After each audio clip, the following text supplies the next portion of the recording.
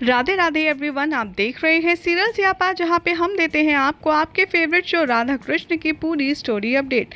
आज रात के एपिसोड की शुरुआत होती है श्री कृष्ण और शाम की बातचीत के साथ, जहां पर शाम श्री कृष्ण को योजना बताते हुए कहता है कि क्यों ना हम एक सरल सा प्रतियोगिता कर लेते हैं कि जो आपको सबसे अधिक स्वर्ण में तोल पाएगा वो ही इस यज्ञ में आपकी पटरानी यानी कि आपकी अर्धांगिनी के रूप में बैठने का उन्हें सहयोग मिलेगा।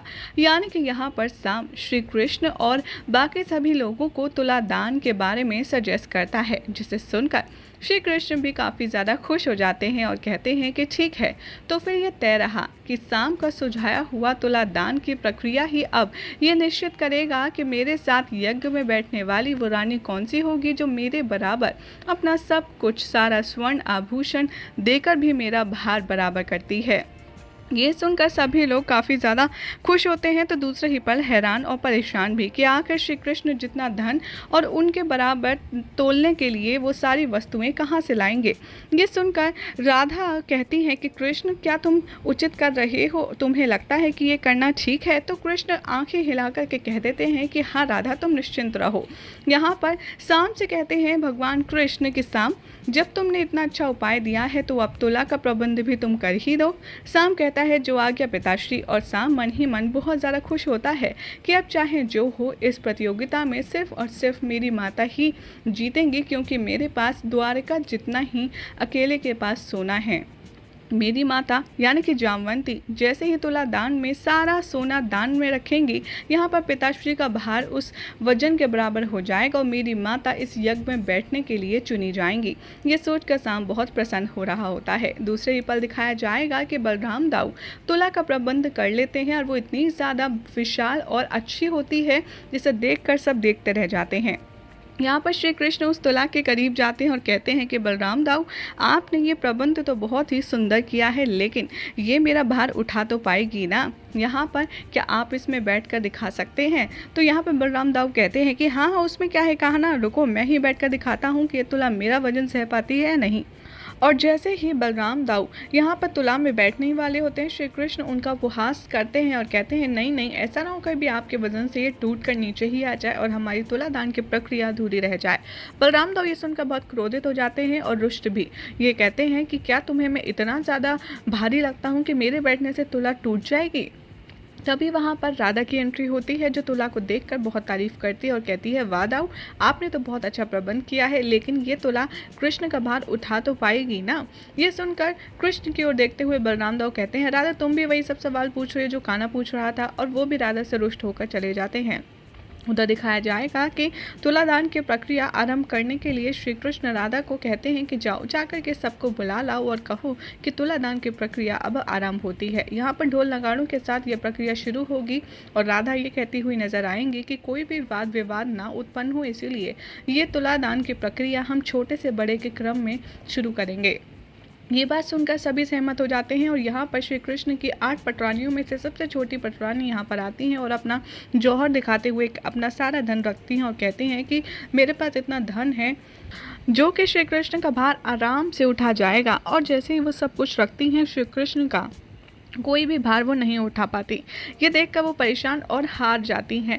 दूसरी रानी आएंगी और एक एक करके सब रानी अपना सब कुछ हार देंगी और उसके बाद बारी आती है जामवंती की। जामवंती का नंबर आते ही शाम बहुत ही ज़्यादा एटीट्यूड में अपने सेवकों को बुलाता है और अपना जितना भी सोना होता है उसे प्रस्तुत करता है, जिसे देखकर श्री कृष्ण कहते हैं वाह शाम, मुझे नहीं पता था कि तुम्हारे पास इतना आभूषण, इतना स्वर्ण, इतना खजाना है। तो यहाँ पर शाम कहता है कि हाँ पिताश्री, जितना आपकी पूरी द्वारिका पर है उतना अकेला मुझ पर इतनी सारी संपत्ति है जो आपका भार तो आराम से उठा ही लेगी और आराम से बैठिएगा। कहीं ऐसा ना हो कि आप इतने ऊंचे उठ जाएं कि भार संभाल ही ना पाएं। जैसे ही जामवंती खुश होती है और एक एक करके अपने सारे सामान रखना शुरू करती है, जो तुला का कांटा होता है वो उठ तो जाता है लेकिन पूरा नहीं उठ पाता, जिसे देखकर शाम पहले तो खुश होता है लेकिन बाद में आश्चर्यचकित हो जाता है और अब वो अपना सारा पहना हुआ सोना भी उस पर रखना शुरू कर देता है और कहता है ये कैसे संभव है, मेरे पास द्वारिका से अधिक सोना है फिर भी आप उठ क्यों नहीं पा रहे हैं, आखिर ये क्या है? कृष्ण की ये बात देखकर राधा मनी मन सोचती है कि हो ना हो ये ज़रूर कृष्ण की ही लीला है, लेकिन आखिर कृष्ण चाहता क्या है? कृष्ण का तुलादान तब तक पूर्ण नहीं होगा जब तक कि वो जो चाहता है वो ना हो। इसीलिए राधा फिर रुक्मिणी को बुलाती है। रुक्मिणी यहाँ पर बहुत ज़्यादा चिंता में होती हैं और वो कहती है कि जिसने स्वर्ण नगरी द्वारिका का खुद निर्माण किया है उसको भला मैं स्वर्ण आभूषणों के साथ कैसे तोल सकती हूँ। और यहाँ पर श्री कृष्ण के बारे में सोचते हुए राधा को दिखाते हुए रुक्मिणी जी 2 कंगन दिखाती हैं और कहती हैं, वैसे तो श्री कृष्ण ने मुझे स्वर्ण आभूषण बहुत सारे दिए हैं, लेकिन ये सबसे खास है जो हमारे प्रेम का प्रतीक है, इसीलिए मैं इन 2 कंगनों से श्री कृष्ण का तोलूंगी। और जैसे ही रुक्मिणी यहाँ सभा में 2 कंगन लेकर आती है, साम उनका मजाक उड़ाता है और कहता है, क्या सत्य में माता रुक्मिणी आप इन 2 कंगनों से पिताश्री का भार नापेंगी।